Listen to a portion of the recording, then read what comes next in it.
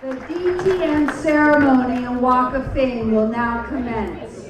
Our luncheon Toastmaster is very well-known veteran member of this great organization.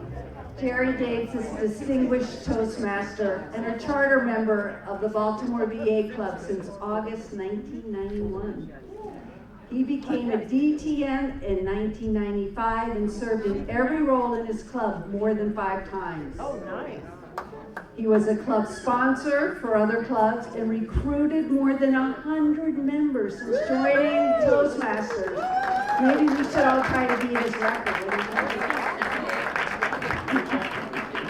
He served as an area governor, youth leadership coordinator for District 18, and other supporting positions over his 32 years as a Toastmaster.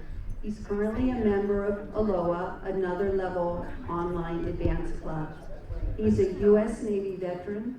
He retired from the VA Maryland healthcare system after 37 years of government service.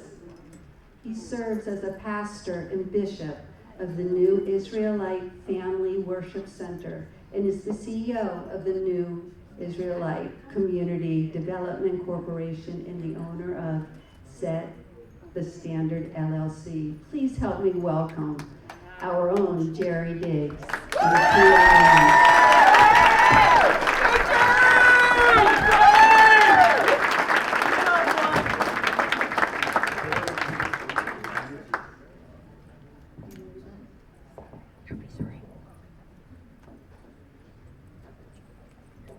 They told me that I need a mic and I need to change my voice.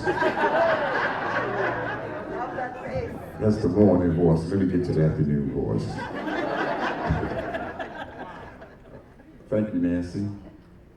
Wonderful introduction, fellow Toastmasters and special guests. It's great to be back in person and see so many of my veteran Toastmasters and members. What an honor for me to lead this portion of the conference. Due to COVID, it's been for me to lead this portion, and due to the COVID, several Toastmasters received their DTMs, did not get the opportunities to walk that Hall of Fame and be congratulated by their fellow Toastmasters. As there was no conference, today we will remedy that situation, and they will be able to walk the Hall of Fame and be greeted by previous DTMs Toastmasters. So I give it to them. My script is, I don't have this problem in church. As the bishop, I have people to follow me and take care of this. So I apologize, I do this technical stuff myself. So we do not recommend hugs and kisses, handshakes, or high five is appropriate. And giving us your credit card, social security number, we'll take that. So we appreciate that. First, I'd like to call up from Cynthia Williams, DTM.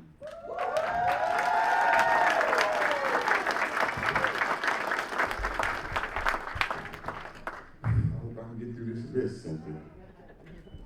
You come a little closer, I'm gonna bite. I'll give you my deep voice, Cynthia.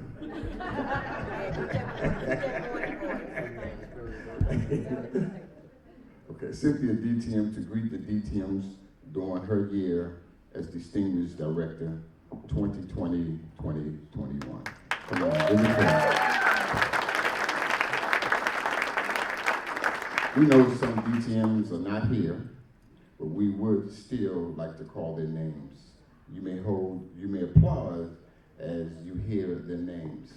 To avoid mispronouncing people's names, I will call your first name and first initial of your last. Is that good? Yeah. All right, thank you. I worry about that all night long. I say, God, please don't let me mess up nobody's name. So DTMs, please stand in line with you all from previous years so that we can greet the new DTMs. Susan A. Susan A. Okay. I know Carl is not here. Carl B. Okay. Liz C. Michelle C. All right, Michelle.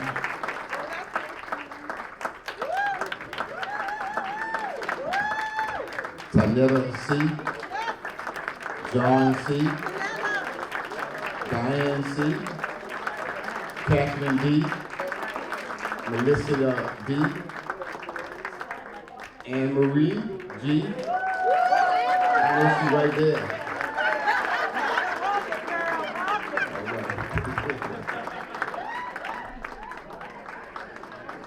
All right, Anne Marie. Gerald G.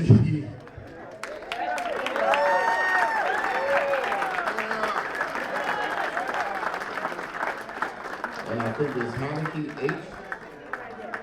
Heike H. Ralph J. Claudia Ralph. Okay. Claudia J. Okay. Venkat K. Renee M.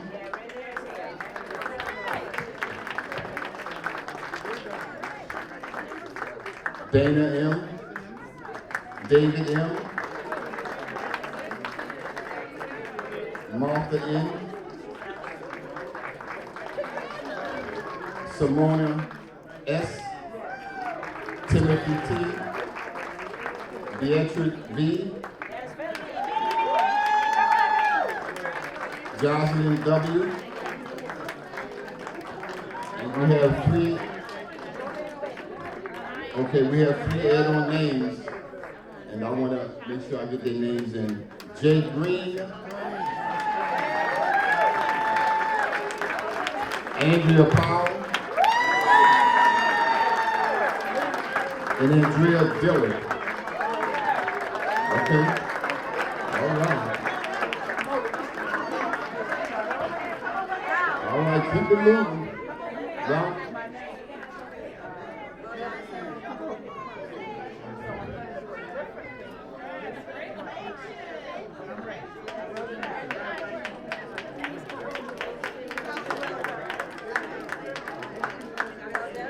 all right.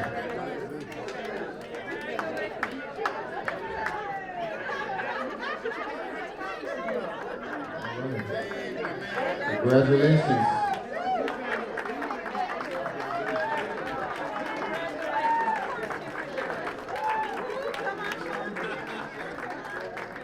Okay, while we moving. All right, good. I'm gonna ask Will, Ben, DTM, please come up front to greet you. Oh. Oh, okay. All right. To greet the DMs from the year as District Director, 21 to 22, Anne Marie. Come on, right here to my left. Maxine E. and Tiffany H.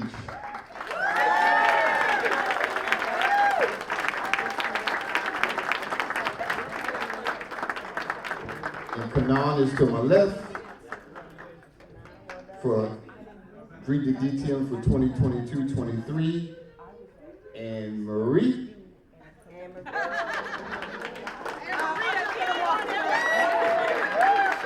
We're asking you to come to assist with the medallion. Yeah. Now we'll place the medallions around their neck.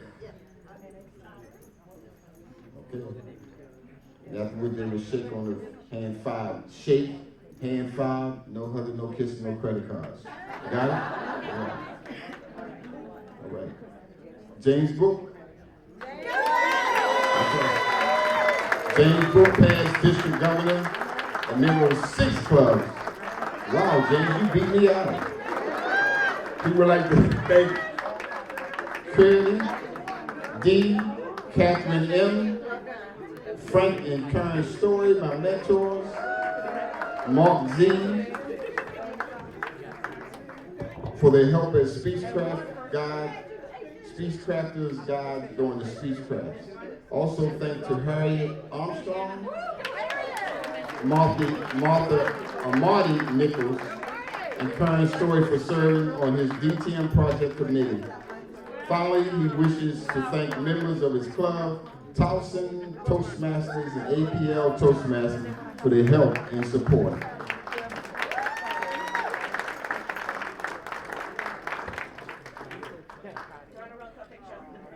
Get your picture. All right.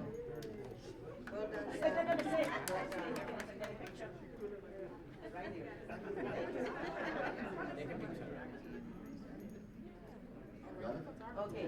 All right. Well done, Tim. Next, Hector Jarvis from the Social Security Administration Club 2884. I'd like to thank for his wife, Denise, for her support for all these years.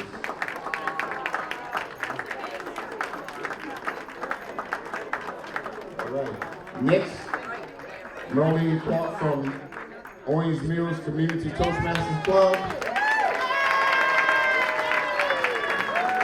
Marilyn, we'd like to thank God for helping her to pursue and accomplish her goals. Thanks to District 18 leaders for developing her into a mentor and coach. She has had the opportunity to serve as club president, vice president of education, area governor, and she thanks Cynthia D. Williams for her unwavering support when she served as an area governor and her DTM committee members. Patrick B., Andrea B., and DTM Francis Smith for their support while she was working on her project. Congratulations. Also, Tammy W., Aloha Club. She would like to thank the hundreds of encouraging and supporting Toastmasters she has met over the past decades. So many of them have provided feedback, suggestions, ideas, and opportunities that help her accomplish this goal. Thank you very much.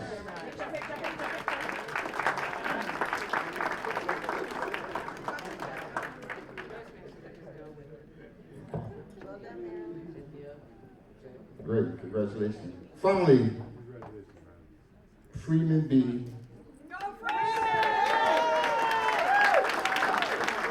Freeman got his DTM in 2021, but was not listed in the program. But we want to let you know we remember you, Freeman. He's a member of 3 clubs.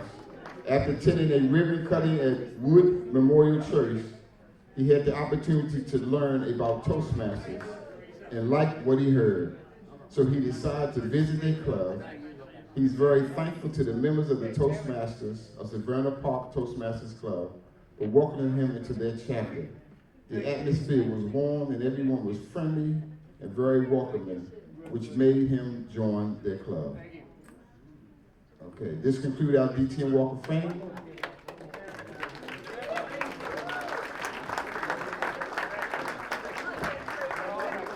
One more DTM.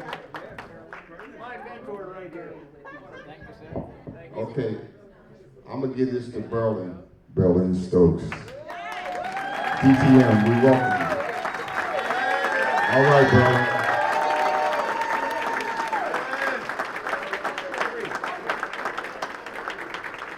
This does conclude our Walk of Fame. I'd like to read the four comments in your DTM program. Thank you.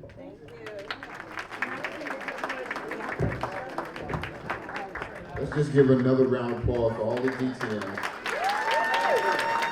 We ask you to stand. The Carmen may give us our invitations for the luncheon.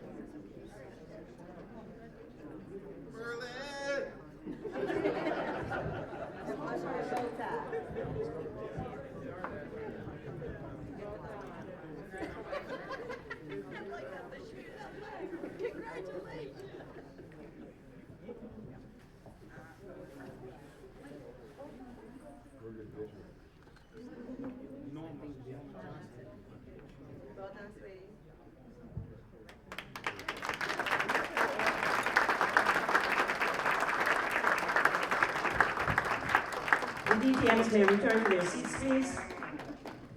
Another round of applause for all the DTMs for the past 3 years. It is customary every year to present the Communication and Leadership Award to someone in the community that has exemplified outstanding leadership and communication skills.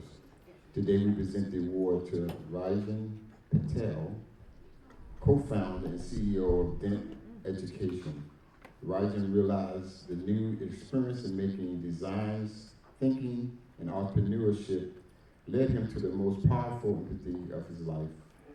The world is not fixed or malleable, and he can shape and to change it. He realized that success was not playing to the system, rules, but instead being bold and confident enough to question the status quo. As an innovator, he has impacted and saved the lives of over 500,000 babies. That in itself is a great accomplishment. Across 25 plus developing countries, D18 is a nonprofit that promotes equality by empowering people to discover and develop their intimate creative potential to shape the world around them. Since 2017, DEN has engaged nearly 500 of the city creative high scholars develop as makers, innovators, entrepreneurs with new approaches. Help me welcome Rajan Patel.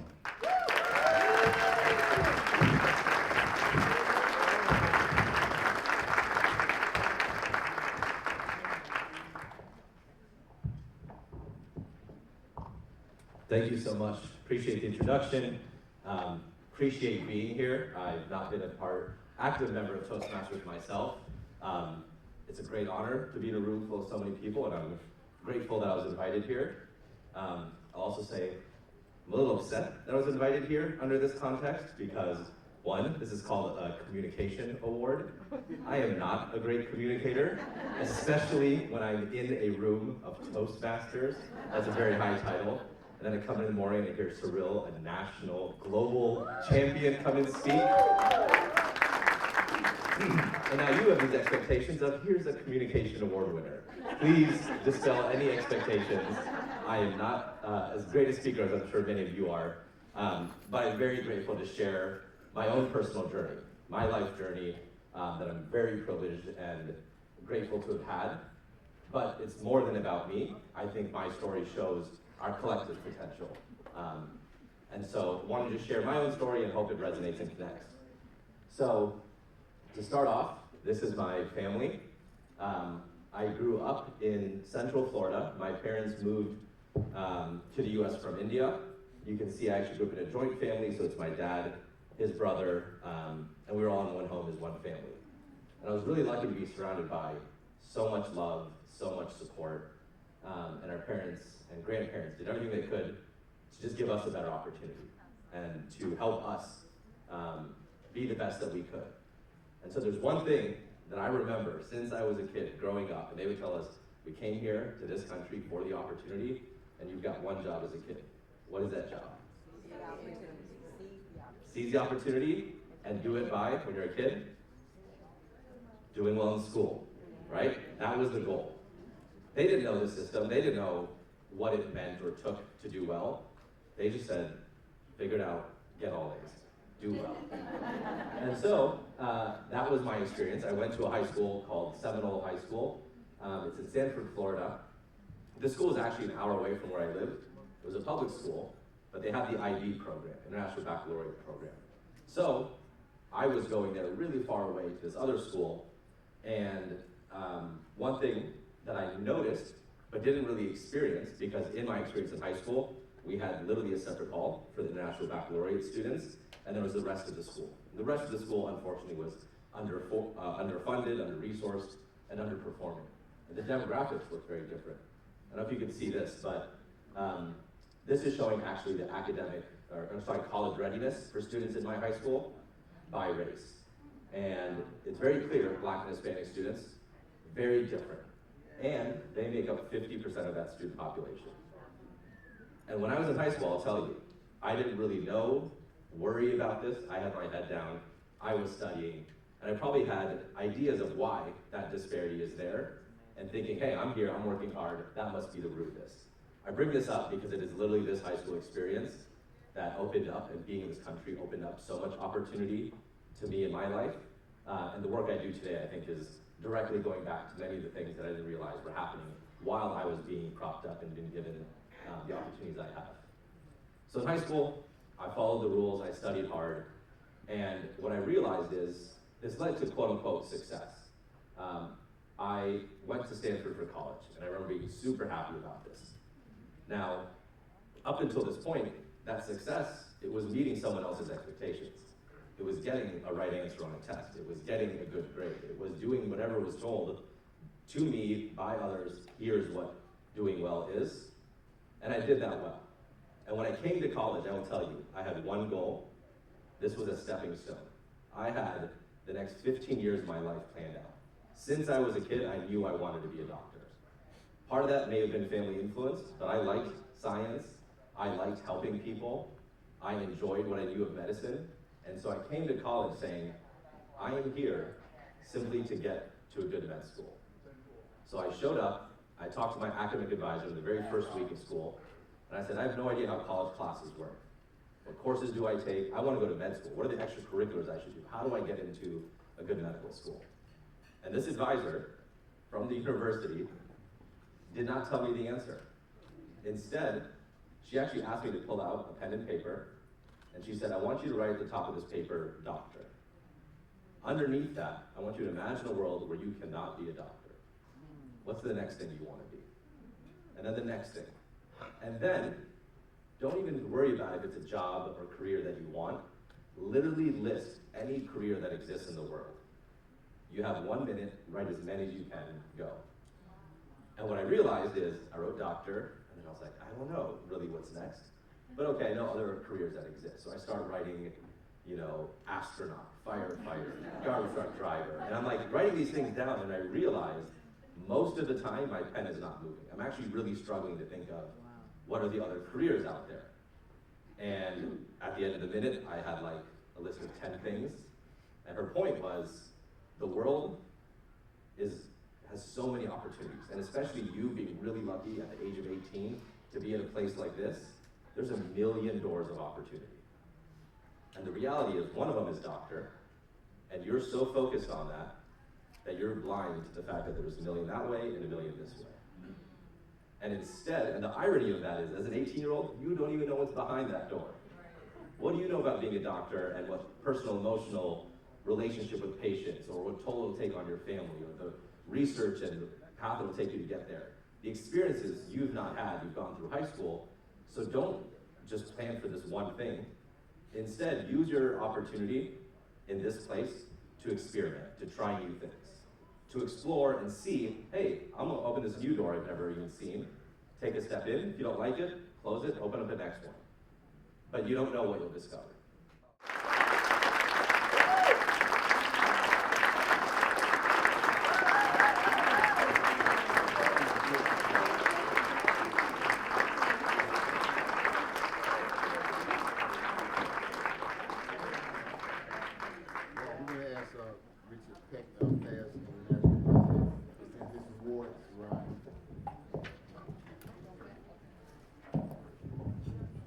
You know, Rajan, you got up there and you said you weren't a communicator.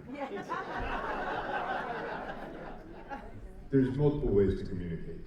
One is with the words we say, the other is with the actions we take.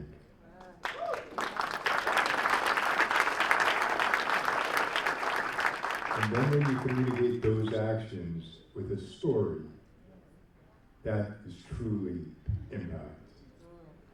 As a leader, you stood before your team and did what I had to do. You stood behind them, supported them, and you're willing to work with them. A true sign of a leader. That is what the C&L Award recognizes. That is what District 18 recognizes within you. So on behalf of Toastmasters International, members of District 18 and the senior team, please accept this C&L Award with our gratitude and wishing you continued success with them.